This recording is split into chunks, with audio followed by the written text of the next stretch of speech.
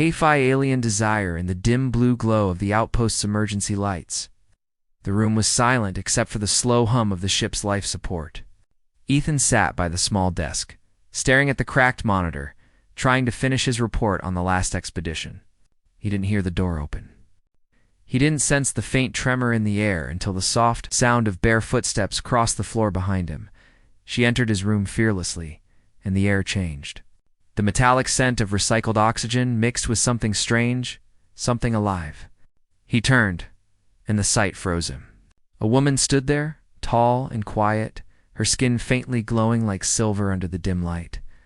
Her eyes were not human, they shimmered with shifting hues of violet and gold, and when she blinked, her pupils stretched and curved like liquid. Her name was Claire, at least. That was what she told him earlier when they brought her from the wrecked alien vessel found drifting near the colony perimeter. She looked human enough to pass, but there was something in her movement that made every soldier in the outpost uneasy. She never seemed afraid. She never hesitated. And now, standing in his room without invitation, she smiled softly as if she owned the silence. Ethan stood up slowly. He tried to ask her what she was doing, but his voice didn't come. There was something about her presence that made words heavy, unnecessary. Claire stepped closer. Her hair fell in loose strands down her back, catching the faint blue light like threads of metal. When she spoke, her voice was quiet but filled with power. "You shouldn't be afraid of me," she said. "I came here because you are the only one who didn't look away." He didn't understand, not completely. The last mission had ended with strange readings on the scanners, signals that no one could decode. The wrecked alien ship had seemed empty until they found her in one of the pods, alive and breathing in a fluid that no human could survive. The scientist said she might be a hybrid, something born from the merging of two species. But when she opened her eyes, she spoke English, as if she had always known it. Ethan tried to stay calm. "You shouldn't be here. It's not safe for you." His words felt weak.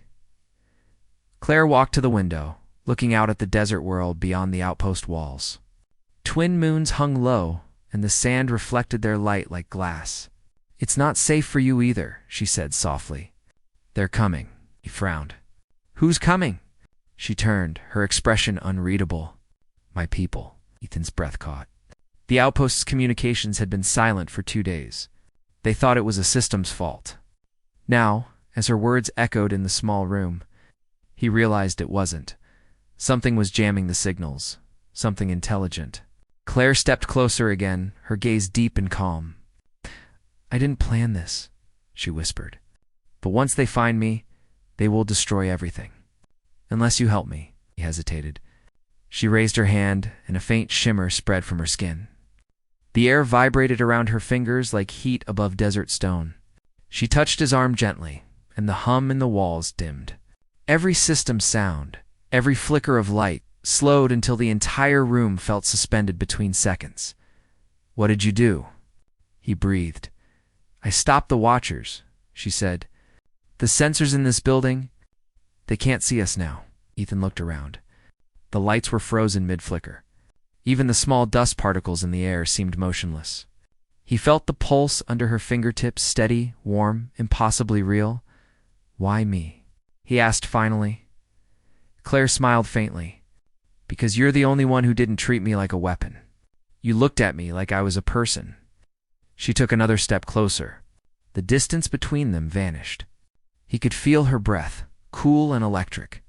Her eyes softened. "Your species doesn't understand what you've touched," she whispered. "The signals, the ruins, the machines you found, they were never meant for war. They were memories. And I'm one of them." Ethan stared at her. "You're not real?" "I am real enough to feel this," she said, and placed her hand over his heart. "The others will come for me soon. When they do, they will erase everything that remembers me. But if I stay here, if I anchor myself through you, I can remain." He felt the faint tremor under her palm. The hum of something alive, something vast and old, resonated inside him. The air was thick now, charged with tension. He didn't move. She didn't step back. Outside, the desert wind howled against the walls. Inside, time seemed frozen between heartbeats. Claire looked up, her voice almost a whisper. "If I stay, you will not be the same. You will see the things I see. You will carry part of me." He didn't answer. His mind was racing, but his body stayed still, drawn to her like gravity. She leaned closer, and her eyes seemed to reflect stars that weren't there. "Do you want that?" she asked softly. Ethan didn't know why he nodded, only that he couldn't do anything else. The instant her lips touched his skin, light spread between them like a slow sunrise. His vision blurred. The walls melted into waves of gold and silver. He saw images cities floating above oceans of light, ships made of thought, beings who sang entire worlds into being. Then it was gone. The room returned, the hum resumed, the lights flickered back to life. Claire stood before him, calm and human again, though something in her eyes had changed. Or maybe it was him who changed. "They won't find us for now," she said quietly. "But when they do, you'll have to choose. Either give me to them more, stand with me." He looked at her, the faint shimmer of alien light still tracing her skin, and knew there was no going back. The air was still heavy, alive with the quiet electricity of something forbidden. Outside, the warning sirens began to echo through the desert night. She stood close, fearless, her voice low and steady. "Whatever happens next, human, we face it together." Ethan nodded. The horizon burned with distant fire. The stars above trembled, and somewhere in the darkness, the universe seemed to hold its breath.